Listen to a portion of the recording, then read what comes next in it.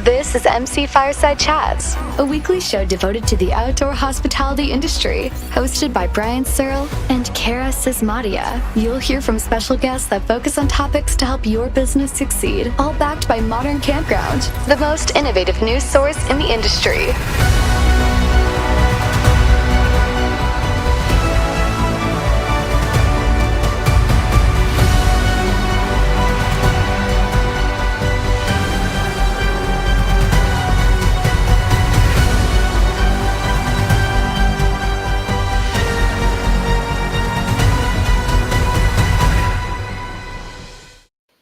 Welcome, everybody, to another episode of MC Fireside Chats. My name is Brian Searl with Insider Perks. We are missing Cara today.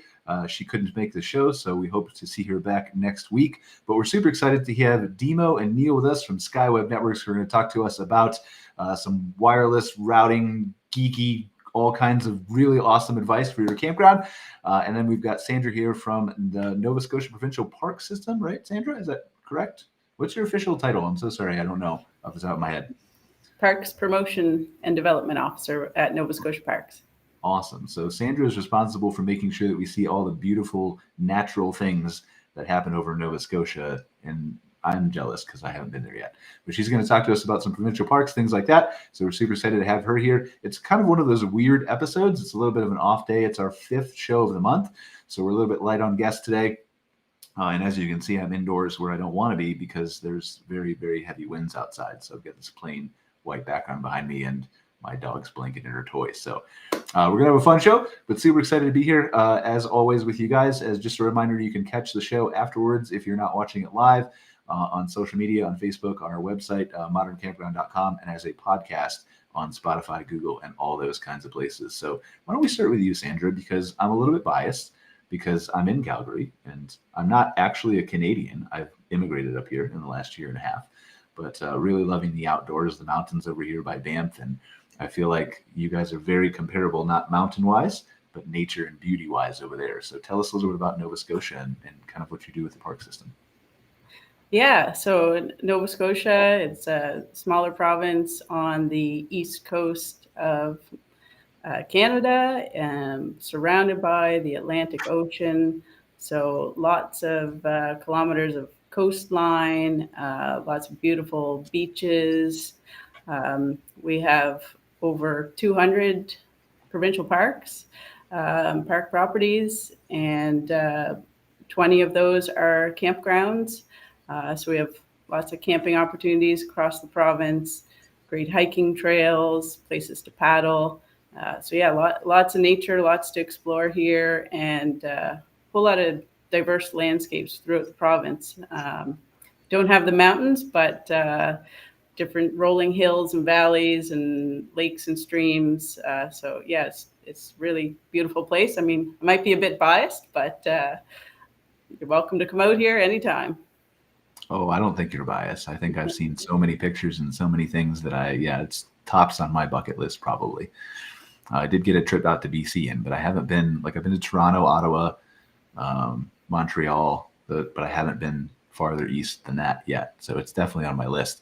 Now, you're responsible for basically the promotion of all the provincial parks, right? Making sure the consumers are aware of them and what they're doing and how much fun they can have attending them.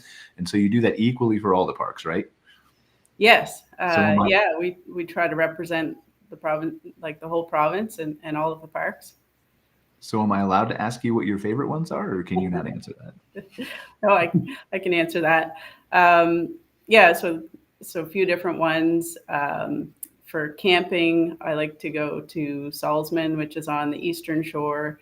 It's nice and quiet, beautiful views of the water. It's on a country harbor. So just beautiful spot, out of the way, off the beaten path. So I go car camping there, usually once a year. Then we also have Cape Chignecto, that's along the Bay of Fundy, and it's one of our most remote wilderness parks. So it's got a 52-kilometer coastal hike. So you can camp along the way, or you can stay in cabins. So like a hut-to-hut backcountry camping experience there. So that one provides a different experience than the other provincial parks. So those two for camping. Beaches, I like to go to Martinique along the eastern shore, Queensland on the south shore. And then hiking, we've got Cape Split is kind of one of the most iconic hikes on the mainland of Nova Scotia outside of Cape Breton. So Cape Split, it's in the Annapolis Valley, and just beautiful cliffs. There it is. The reward you get at the end is coming out to that point of that cape of land that sticks out. Yes, listen, I'm just gonna go there right now. Like, can you guys just host a show without me? Like, that's I can't. Yeah. Yeah. So there, we made some improvements there at Cape Split the last couple of years. It was always just an out and back trail, and people said it's worth the hike, but the view is really at the end. So over the past couple of years, we built a looped trail there. So on the on the Scott's Bay side of it, there's actually multiple look-offs along the other side where you can see some coves and some new views that you wouldn't have seen before. And so now it's actually a looped trail instead of an out and back, 13 kilometers total round trip. So it's good day out there. And if you time it right, you can have a little picnic out at the meadow at the point there. And it's a really cool spot for migratory birds. I saw a peregrine falcon there once. Nice. So yeah, just a lot of untouched nature out here. Well, and that's what I like. That's my preference, right? Like, that's part of the reason that I actually chose Calgary. I like the hiking and the mountains and nature, and if you can blend that with camping, then, I mean, really, is there a better experience? Perhaps, maybe lying on a beach somewhere, right? But you guys also have beaches over there, don't you? So, I think it's really kind of one of my preferences. Demo, and I forgot the other gentleman's name. Sorry, I'm looking at the tab. Demo Neil. You would think I would have forgot Demo because it was more of a unique name than Neil was. But you guys, before we get into the internet stuff, are you regular campers yourselves? Do you prefer kind of nature, provincial parks, or private parks? Or I'll be honest, I didn't think Canada had such beautiful parks. I love going to Canada, but oh man, you haven't seen anything. Like, Canada is, it's amazing. I mean, the U.S. has its parks, but Canada, I think, and maybe I'm biased because I live here now too, but I feel like our provincial parks and national parks are on another level up here. From what you showed me, yes. I mean, you've only seen one. Like, that was just one, or like a couple in Nova Scotia. Like, yeah, I was kind of blown away. 20 total ones, Sandra? Is that what you said? No, over 200. Over 130 day use and 20 camping. Yeah, that's amazing. A lot. Yeah, I don't know how many there are between, like, I mean, I'm in. If you don't know where Calgary is, well, I'm not gonna pull up a map now. But between Calgary and, like, literally the ocean of BC is all mountains, rivers, provincial parks, national parks, like, endless, all the way up north and down. It's crazy. I could spend probably 17 lifetimes here and not see it all. So it's beautiful there. Yeah, and to be clear, like, the U.S. has, a lot of beautiful parks, but I feel like I don't know if it's more condensed here and all in just kind of one area versus spread out. But anyway, so Sandra, tell us, like, what's your kind of process here as you look to promote these parks? How do you decide what gets improved year to year? How do you decide what to focus on one year over the next as far as budget goes and things like that? Because obviously it's finite. You don't have unlimited money, right? Yeah. Well, we sometimes we collaborate with partners like Tourism Nova Scotia, where they may come to us with wanting to invest in some of the iconic sites like Cape Split there. That was a partnership with Tourism Nova Scotia. We look at the values of the parks, and if it's for high value for tourists. Another example of that would be Lawrencetown Beach. So that's just outside of Halifax on the eastern shore, very popular surf destination. So we know surfing is getting more and more popular here. So we're investing in the infrastructure there to improve the overall experience that you have at the beach. So putting in new amenities for cyclists and surfers and anyone wanting to enjoy that beach. So yeah, we have a large system of parks and lots of requests for projects. So we have to look at health and safety. You know, if there's things that really need to be repaired for a safety reason, then that would get a priority over something else. And yeah, looking at where we're going to get the best bang for our buck in terms of the usage of the park, or maybe the potential usage of the park, because we know which parks are currently the most popular for visitors, and then we also have some that kind of have room to grow and still have capacity to take on more visitors. So those ones we're looking at, can we add more, say, serviced campsites, or what can we do to better promote some of those with capacity to let people know how beautiful they are. When you were on our website there, the homepage, landing page is Thomas Riddell Provincial Park, which is down the South Shore, and a lot of people don't know about that one. It's relatively close to Csizmadia National Park, but out on the coast. Go back and look at it if you want. Yeah. It's on your homepage, you said? Yeah, that background there is that's Thomas Riddell Provincial Park. And people don't know about that? No, people look at that photo and don't even know if it's in Nova Scotia with the color of the water, white sand beaches. It is, yeah. It kind of looks like almost the Caribbean a little bit. Mm-hmm. The water does. Yeah. I mean, yeah, that's anyway. Okay, so I'm going to just sit here and look at pictures all day if I don't talk about something. But so specific, I'm curious how the park system works up here, if you'll indulge me for a minute. And it's coming just from a place of my own ignorance, right? Being an American and growing up and understanding how those things do in the States. Like we have the Great American Outdoors Act that recently passed from a national level down here a couple years ago, right? And they're doing another Outdoors Act now. So for the funding for you guys, does that come primarily from the province? Is some of it private? Do you get federal grants? How does that work? Yeah, it's primarily from the province. So I work for the province, and the provincial parks are part of the province. Like we're not a separate park agency. I know it is different in different jurisdictions across Canada. There's different operational models and ways of running parks, but we are all government employees. So our parks are primarily operated from the May long weekend, Victoria Day long weekend in Canada, about the middle of May to Canadian Thanksgiving, so around the second week of October. So we have seasonal staff who come on just for that time period to do the regular maintenance of the parks and operating the camping parks as well.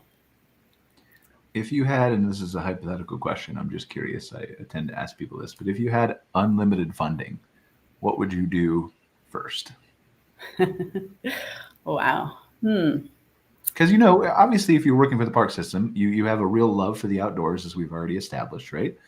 And you see all these volunteers that come to the park system and work, seasonally. They all have a love for the outdoors. So kind of like what I'm asking really is, what is your passion project if you could do anything that you wanted to do? Yeah, so that's a good question. I think we are getting more people out at parks. So I think there's educational opportunities to talk to people, whether they're new campers or new visitors, to get across kind of some conservation messages, talk to people how to be respectful to the environment and the park, and making sure they're cleaning up after themselves and being respectful of other visitors with noise levels, that sort of thing. So I think there's certainly opportunity for more programming in our parks, as well as like interpretive programming, looking at wildlife. We do have some of that going on, but could could have more. Yeah, it's hard to say for so There's a many lot. different parks. There's a lot, yeah. Everybody has their own wish lists. One thing we have been working on is accessibility improvements as well. So as a whole province, we're trying to be more accessible. We know we have an aging population and lots of people with different needs living in Nova Scotia and visiting Nova Scotia. So going back a few years, we did some accessibility audits and looked at what are some ways we can improve access to, whether it's swimming, water opportunities, fishing, or just look-offs and views. So we have been investing in that with adaptive equipment and beach mats in certain parks. So that's something that, you know, you can feel good about when you see someone using that infrastructure that really needs it. It's really great to see. So making parks more accessible to everyone is something I'm passionate about for sure. Awesome. Well, thank you. I want to touch on some of your parks that offer camping in a second, but first I want to pivot real quick to Demo and Neil to talk a little bit about some technology, Wi-Fi, things that people are interested in, and I feel like that probably translates in some ways to the overnight stays at your parks too. So I'm sure we'll find a way to segue that in a second, and feel free to jump into the conversation anytime you want. Sandra, I really appreciate you being here. So Demo and Neil, SkyWeb Networks, tell us, there's obviously a lot of data and a lot of surveys that come out. Campers want Wi-Fi. They need Wi-Fi. They need faster internet. You got to have the best. You got to have fiber and satellite. And now we've got, what is Elon Musk's thing called? I feel like Starlink. I had brain fart there. Couldn't remember. All these different places, all these different sources. What are you hearing? Like, what's the gist of what your company's hearing as far as what's next or what's coming, or what does a park need, I guess, at a basic level? Let's start there. So you're absolutely correct. When everyone goes camping now, they all want to be connected. For example, a mom goes camping with their kids and they take the kids to like the lake or oceanfront, let's say. They want to capture those pictures and share them with the family members. So more and more campgrounds are wanting to be connected. Now, the challenge is that not everybody can get availability to broadband in rural America. And that's where Starlink is assisting, and also LTE options that are available that allows us to get into those nooks and crannies for some of these parks that couldn't offer Wi-Fi before, but now for the first time are able to actually offer internet. So when we talk about the demand for internet, right, and there's two people on both sides of this argument, and I'm kind of both ways. I lean both ways. I'm like, well, you're going camping. You're in a beautiful place like Nova Scotia's provincial parks, for example, right? Go out, go hiking, look at the mountain, take the picture, but then you can share it a little bit later, maybe when you're back at your hotel or you're in the campsite with Wi-Fi, or there's not that on-demand thing. But I understand, obviously, I work from the road too. So what's the balance there? That's exactly right. So what we've seen over the last 3 years with the pandemic, with the whole entire lockdown, there was a major shift of remote work. And I've talked to numerous parks where some of their businesses have increased 300% in their bookings. And that's due because they have good internet and mom and dad are able to work. Solely, though? Students. I'm sorry.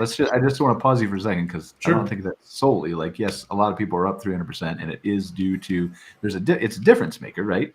Having internet that you can actually use versus drops out every time, or you can't stream on, or things like that. But I don't know if we want to say it's solely responsible to just the internet. Is it? I mean, if you have data, correct me if I'm wrong. Let me talk. So that park that Neil's referencing, they were semi-shut down. So they did see a considerable jump, but we regularly get calls. Like, for instance, we got a call from an Ohio park, and he truly was being honest. He said, I'm up 30%. And his accountant said they didn't know where to apply it to. So the park owner called us and he said, he was actually asking a genuine question. I just want to know, where does this to? So what happens after we got that call, it was 2 years ago, something like that, is we really evaluated that. And so what happens is, if people can work at the campgrounds, especially with, like Neil said, COVID, they have to work. And if you look at the national statistic, 79% of the parks in the U.S. either have internet and it doesn't work, or don't have it at all. And they have given up. I'm sorry, where are you pulling the stat from, just so we can cite it for our audience? It was in Woodall's magazine. Okay. A national thing. So they did a study. It was just a survey, what's the percentage of parks, that have working. So they could have answered it. For instance, like the question could have been, do you have internet accessible throughout your park, and can everybody use it when the park is more than 50% full? Okay. So that would be something like that. It wouldn't be like, do you have internet? Because the fact is, almost every park has a hotspot. That's one thing they haven't been able to figure out, is how do we put everybody on at the same time, and then what if everybody was trying to stream? For instance, I'll give you a case study. This park that's in question is Lake of Dreams Campground. It's located in Miro, Michigan. It's 250 lots, and 150 of those are seasonal. So that means from April to October. It's a 6-month season typically. I don't know what it is in Canada, but the northern parks, like north of Tennessee, they typically open April 15th to October 15th. And then as you work your way south, they're open all year round. But even the parks that are down south, like Florida, for instance, they have a dramatic downturn between April and September. Why? It's too hot there in the summer, so they leave.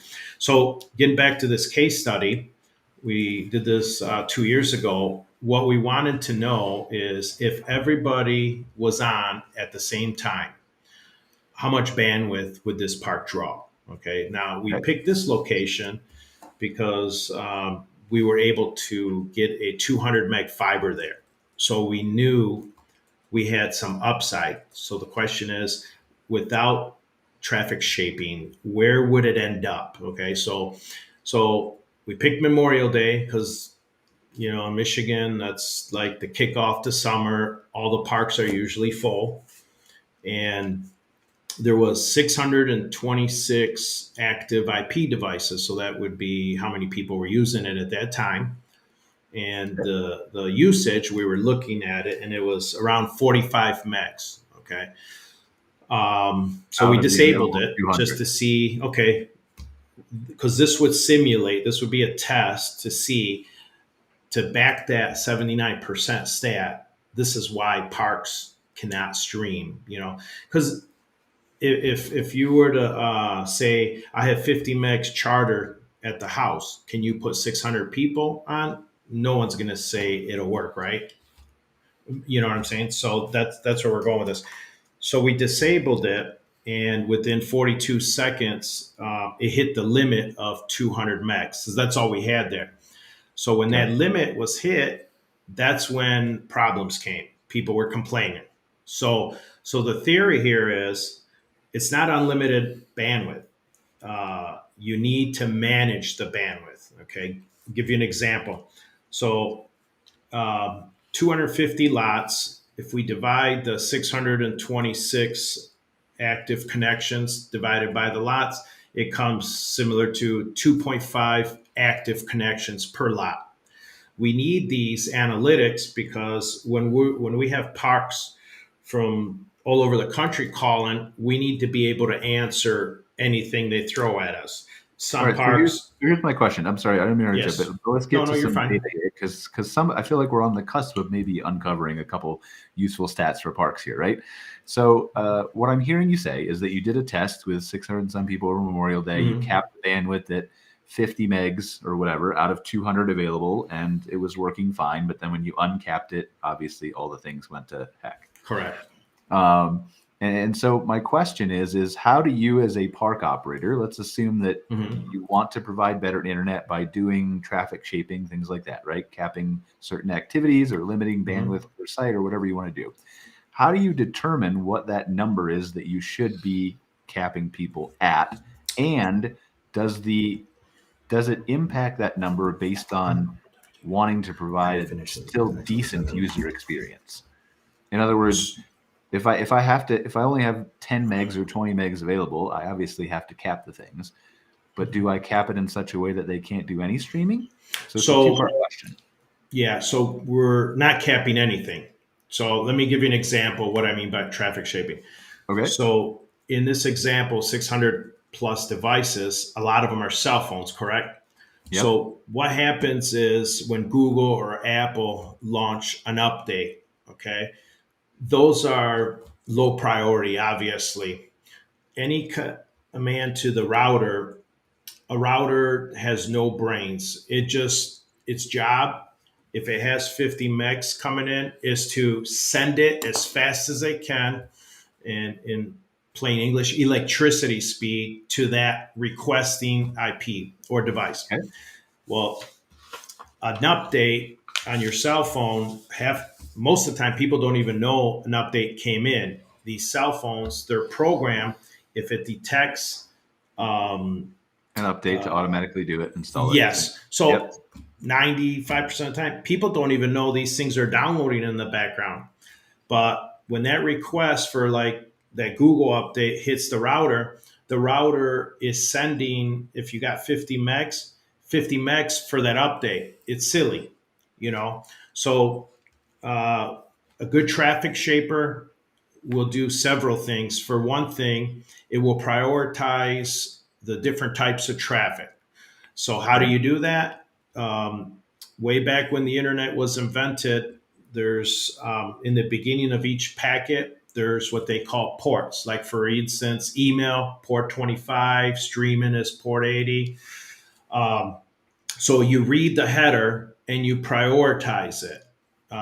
And so when it sees this is an update, let's not give it 50 megs, because that will, I mean, if you got 600 people in a park and you got 50 megs, forget it. This is why parks they have internet, but you might as well say they don't. Really fast and all at the same time, right? So how do you, if I'm a traditional park owner, right? And every park owner is different, of course.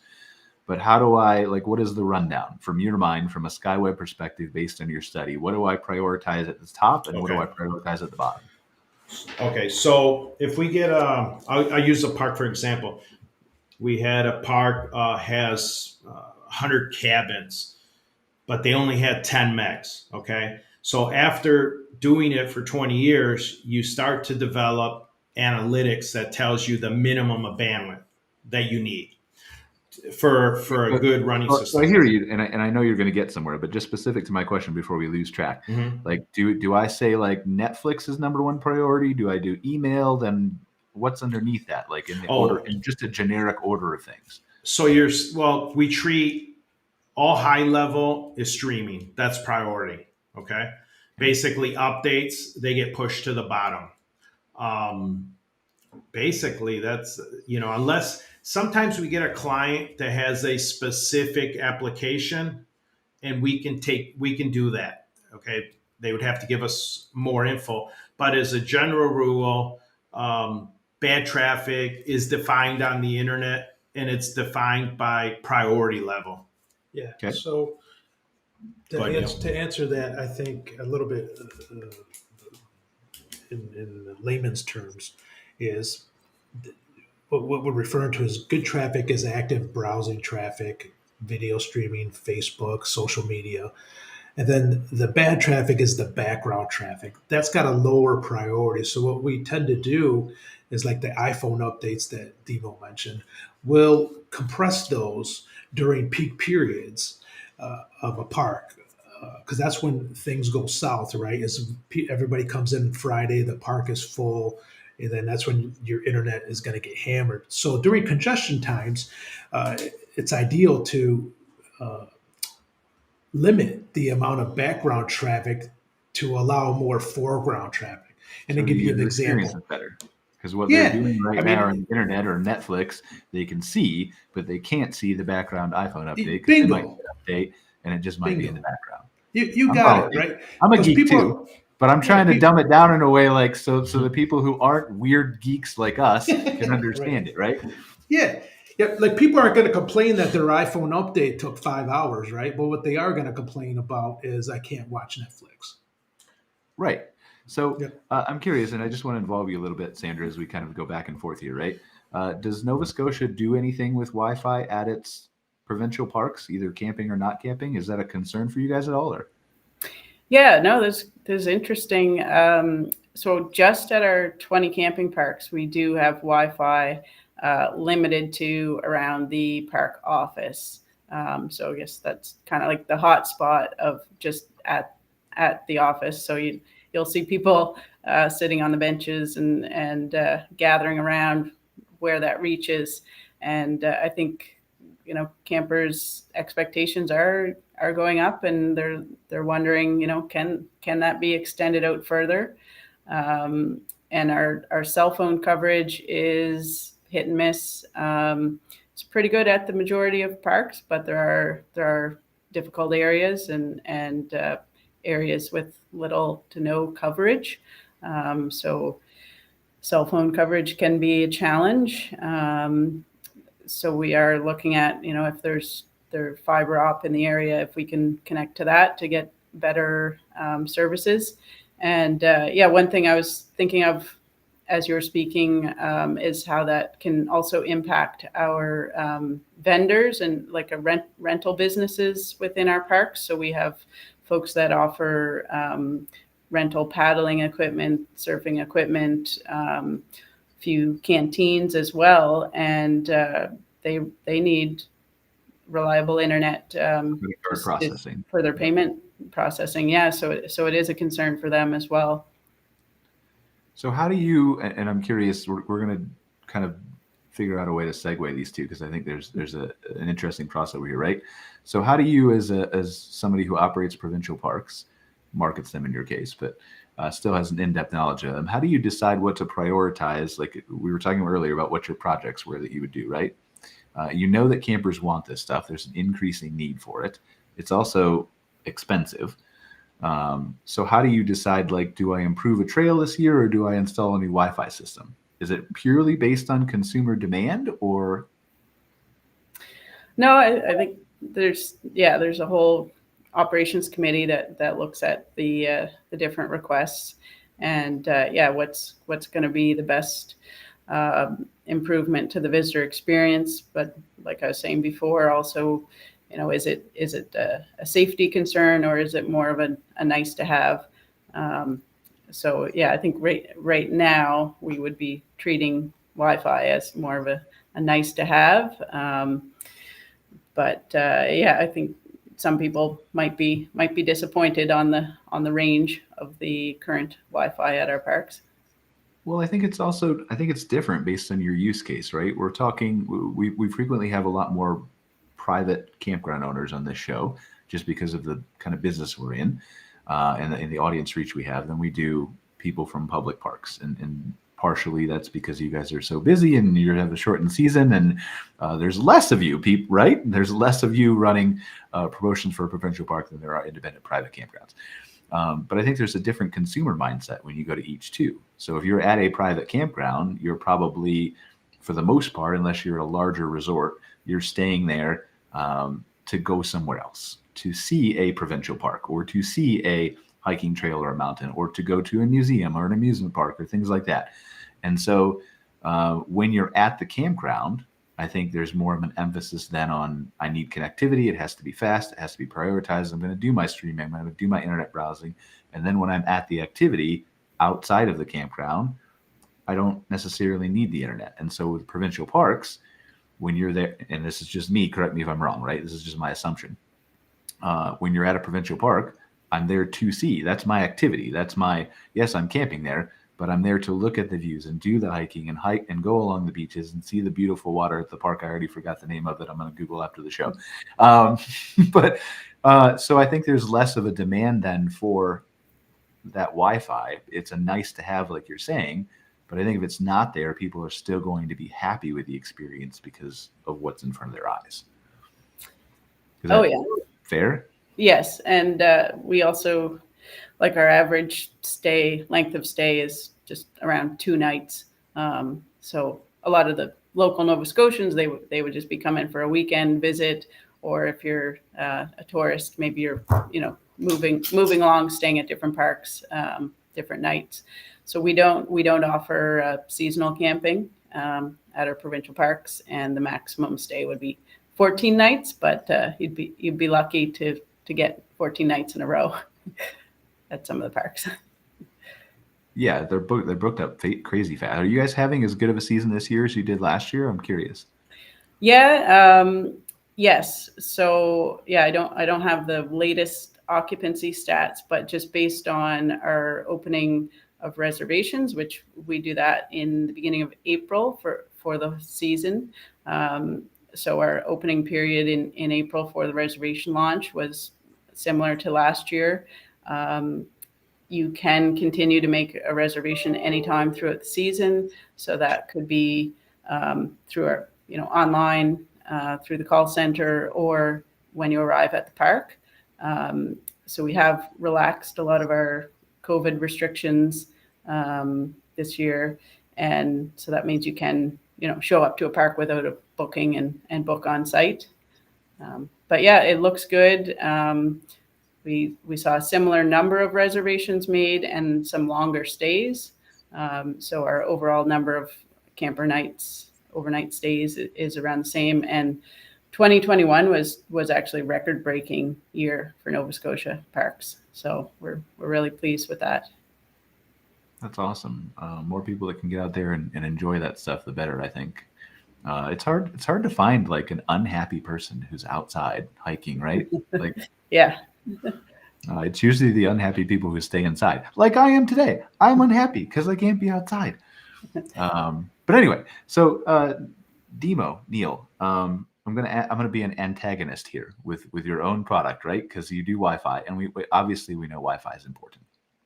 We see the endless studies from KOA and the sessions that happen at individual, at conferences, both on a national and state level. You need Wi-Fi. Your guests are demanding Wi-Fi. We've heard it for years and years and years and years and years.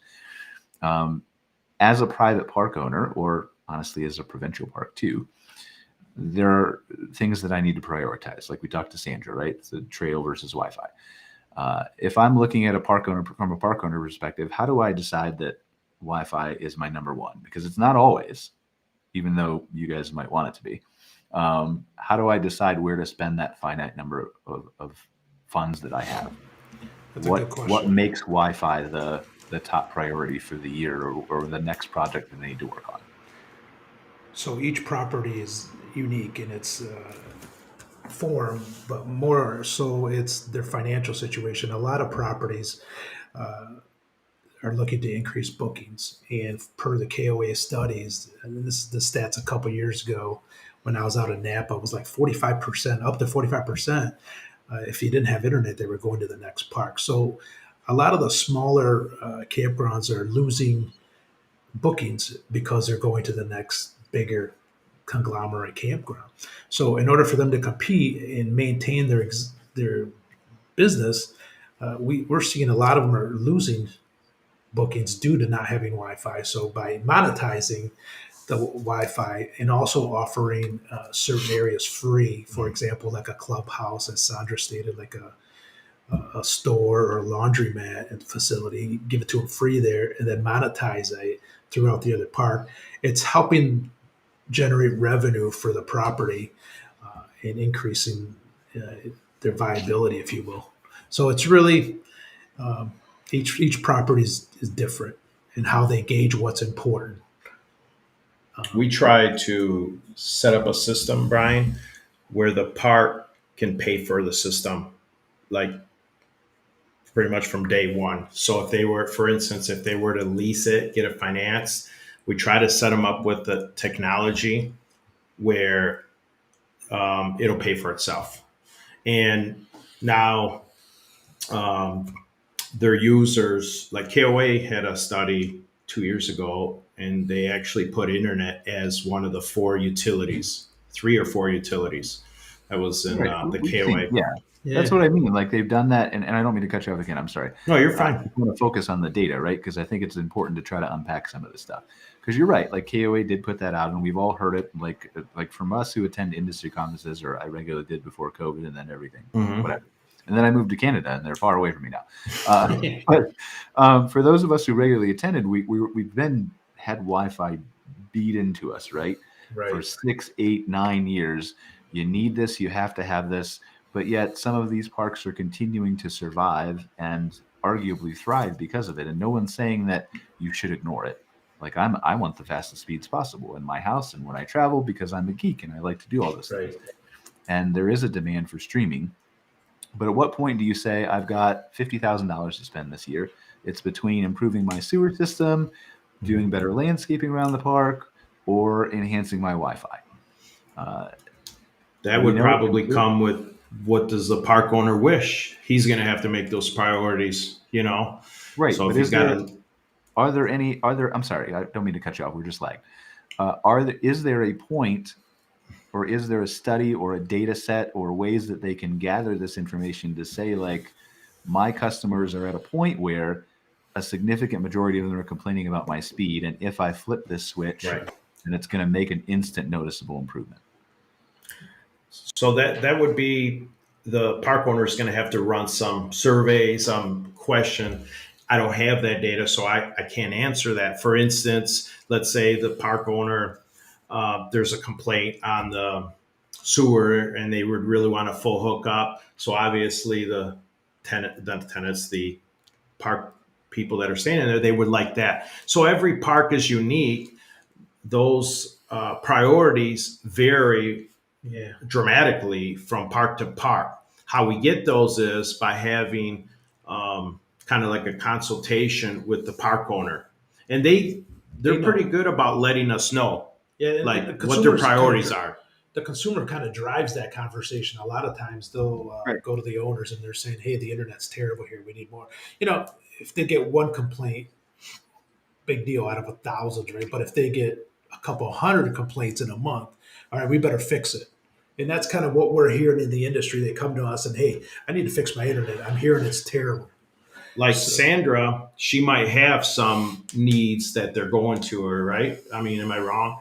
Like something that people in your parks are asking for. So the source of that is the management at the park or the ownership, Yeah, it all flows through them. It's a conduit. And when they call us, Brian, they already have this queued up. They tell us, I have a problem with support. I have no bandwidth. So they're already outlining what their issues is at that, because they want to hit those problem areas immediately. So they want to see how can we help with those problem areas.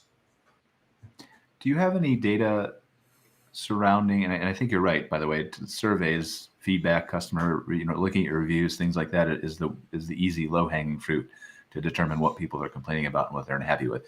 Do you have any data? You talked briefly about charging people in some areas and not in other areas. I know I get irritated sometimes when I go to hotels and they want to charge me for faster internet or certain areas. Do you have data that you could share, or any kind of sense of, does that irritate people? So I'll give you an example. So let's say this park calls, they have a problem, but what we see typically is the people that have free internet, it's free for a reason, because it doesn't work when everybody's on stream and whatever. So they don't want to charge for it because they don't want any back. So Right. Once we tell them we can help you monetize it, and then they come up, well, I've been giving it free. So we got to give them the angle how to structure it. And so one of the things we came up with, okay, we'll monetize it if you have a fifth wheel and you're going to watch streaming TV in the evening for entertainment. We'll monetize that. But since you have free, right now, let's limit that to, let's say, the pool area, the picnic area, and give it full speed. So there's no slowdown. Now you have the best of both worlds. So in the Good Sam's book, if it says internet available, yes, free, you're not lying. You have free. You didn't say that it's every part of the park. So it's that's creative. a little deceptive, though, isn't it? Like, I feel like as a consumer, if I saw free internet and I got to the park and it was only free in certain areas, I'd be angry. Right. Yeah. Well, they're not lying. They just want to know, do you have free internet? Yes, no. So there's no spot to say yes, but pool area. Now if the customer's calling, they can email, get clarification.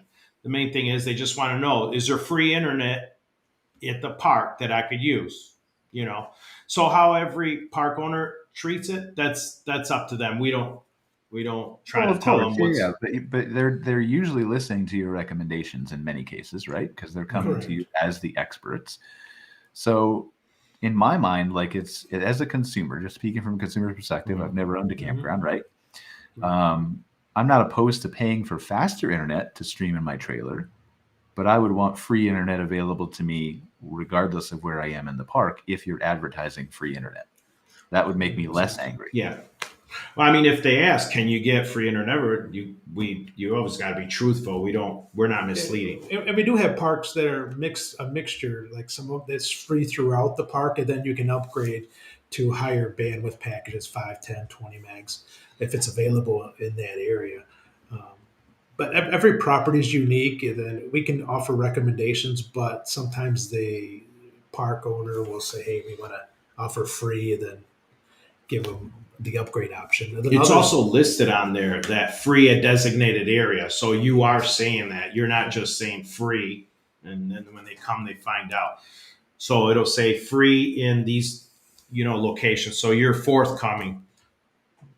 Well, what do you think is if you were a park owner, what do you think is the best path to do this? Because there are basically three ways I see in my mind is limiting it to the specific areas like you're saying. And I agree with you. If you disclose everything very clearly and you're not trying to be deceptive or hide or surprise when you get here, it's only available here. It's all about expectations.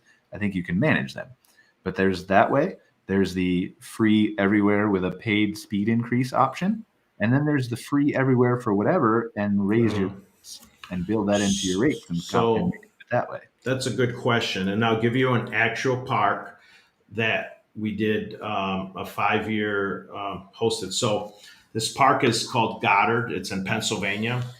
And initially, when we went into the campgrounds, there was some request. Well, can we give a free but a lower speed, right?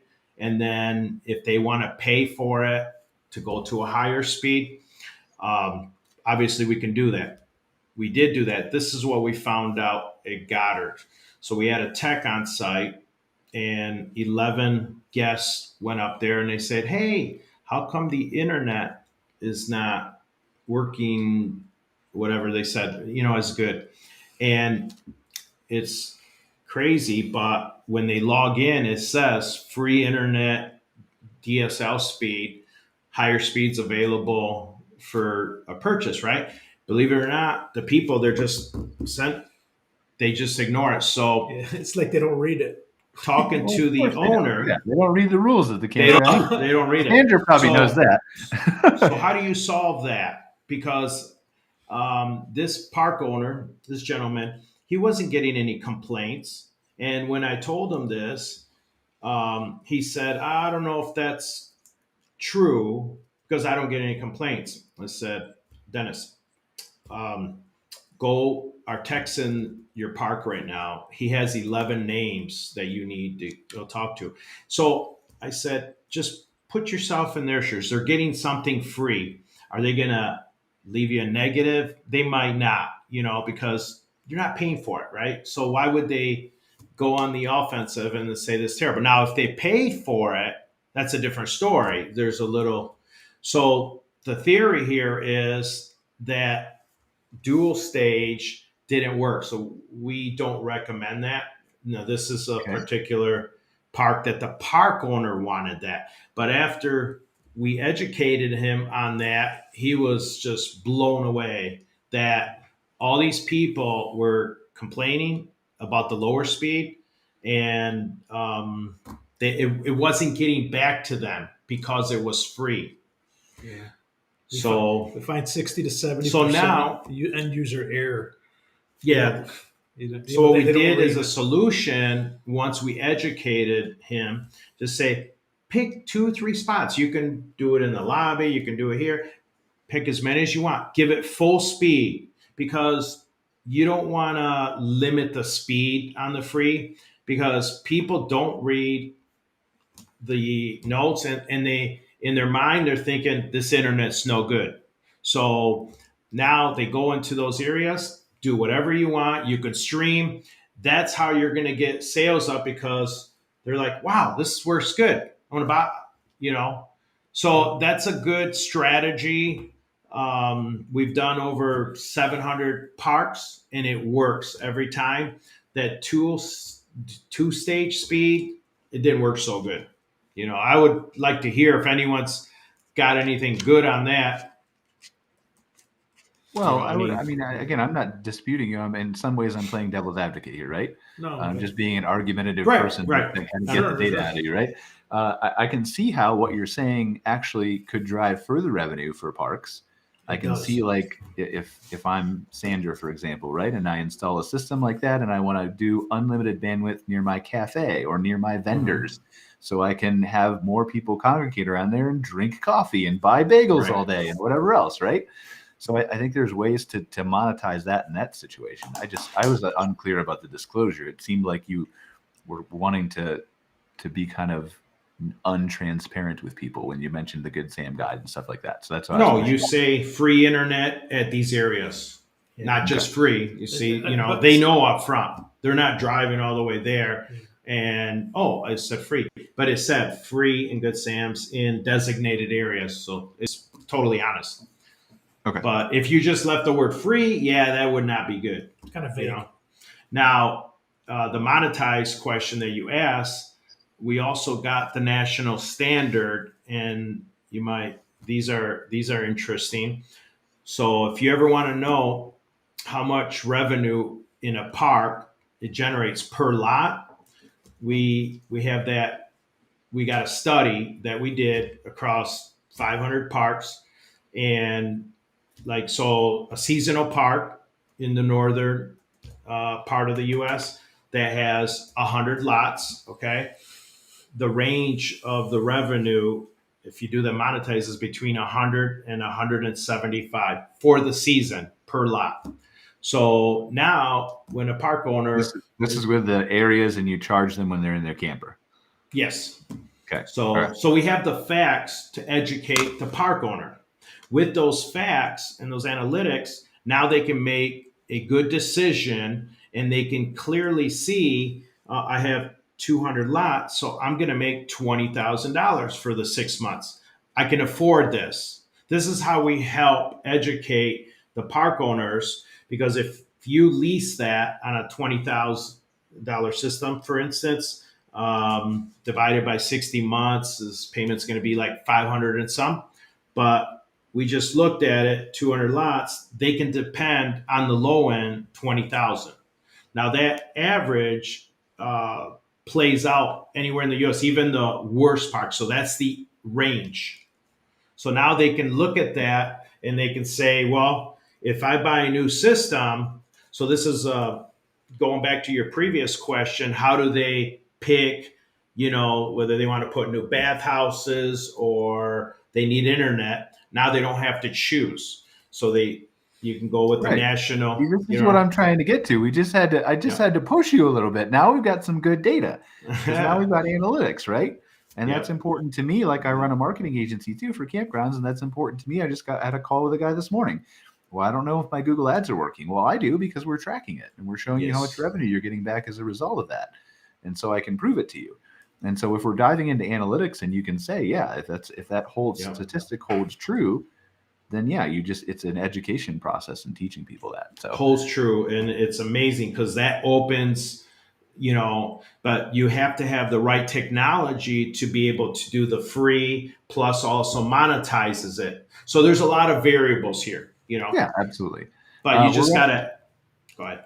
Go ahead. No. I'm just saying, finish up your thoughts. I was just saying we educate the consumer, and then it becomes a no-brainer question. It's like, wait, I can make $20,000. So how much is that a month? That's like $1,500, more than $1,500. My payment will be $500. Why can't I get this? So it becomes a common sense question. Yeah, I mean, I think so too. I think as long as you can show the data, you're right in most cases. Sandra, let's flip back to you a second. I really want to get like live shots of the parks. I want to see all this beauty in person, and I'm gonna have to come out there. I'm curious. One, are you open to doing more of a show focused on Nova Scotia's provincial parks? If I can figure out how to come out there, we can do some live shots from the actual parks, because I want to do. Yeah. And I feel like I would love to chat with you like for a full hour about nature and the hiking and see some of the beautiful places and stuff like that. And I feel like we're not doing it justice with you sitting in an office and me sitting in an office. So good. That's my first question. I'll see if I can pitch Cara on that. Maybe we can get her to come out too. My second question is for accommodations. Do you offer anything like cabins or glamping at your parks? Have you considered things like that? Yeah, just right now, 2 parks have roofed accommodations. So Cape Chignecto that I mentioned before has 3 cabins and a bunkhouse. And then in Waikagama, which is on Cape Breton Island, we have 3 yurts there that are available for booking. So yeah, mostly it's drive up camping, walk-in sites, and we have both serviced and unserviced sites. So for RVs and that, we have a 2-way hookup in 11 of the 20 parks. All right. Last question, I think, for Nova Scotia parks, even right now, even though I probably could ask 50 more. If I do come out there, how much time do I need to realistically get a sense of what Nova Scotia is? Yeah, I'd say like a week. It's about 7 hours to drive from end to end, or maybe a little more. So if you want to hit like a few different coasts, a few different areas, yeah, I'd give yourself 5 to 7 days to check everything out. Very cool. All right, that was one of my questions. We were actually looking at planning a vacation earlier. And how's September, by the way? Because I've heard beautiful. Some people say it's too windy in September to come, or I don't know. But I don't know. Well, I mean, it's hurricane season, so yeah. But no, September's beautiful and a little quieter in the parks with kids back in school. And yeah, our tourism season goes till Thanksgiving, mid-October. So yes, it seems like our summers are getting longer and later. So September is still warm. The water is warm for Nova Scotia for swimming. And still lots of great stuff to see and do in September. All right, I think that's my target date. That's what I'm going to try to convince my girlfriend to come. So we'll see if we can make it out there in September. And if we do, we'll contact you and reach out, Sandra, because I'd love to at least do like a live show from one of the parks and talk to you about the beauty and all those kinds of things. So I think that's sounds great. I think we're almost out of time here. Demo and Neil, there is a comment we didn't get to. I didn't notice on LinkedIn. Someone asked a couple questions of you. We don't have time to cover it here at the end of the show, but if you want to jump on LinkedIn on my profile, if you're not connected with me, it's on Brian Searl's stream. There's a couple of people asking some SkyWeb questions. I want to jump on and just answer them after. Yeah, we'll do. It's over. But other than that, thank you guys. I really appreciate you joining us. It's kind of a weird, awkward, indoor show, and it's our 5th of the month, so we didn't have as much action going on as we normally do here, but really appreciate you joining us, Sandra, sharing some insights into Nova Scotia's provincial parks, probably getting another tourist out there. So you did your promotion, right? You can check that off your list for today. I'll spend Is some money that what on that. one-to-one marketing? I don't know. I mean, it worked, right? Like, I'm probably not as efficient, but I'll spend some money out there, and we're telling some people about it on the show, right? But really appreciate you joining us, sharing Nova Scotia Provincial Parks. Demo, Neil, thank you for sharing your expertise from SkyWeb Thank you for Network. having us. It's really fascinating to me, all the data and the analytics, and I hope that we as an industry can continue to push those things out there and be more transparent, not just kind of on our sales calls, right? Although that's useful, but to on our educate website them. in general, and education overall, right? Yes. And in many cases, that's going to end up selling SkyWeb networks. But if it sells Wi-Fi in general, if it makes a better camping experience for everybody in the industry, both from a consumer and owner perspective, then we're doing our jobs and we're helping out. So thank you for inviting us. Thanks, everyone. It's been a pleasure. Yep. Thank you, guys. I really appreciate it. Care. We'll see you next week for a regular episode.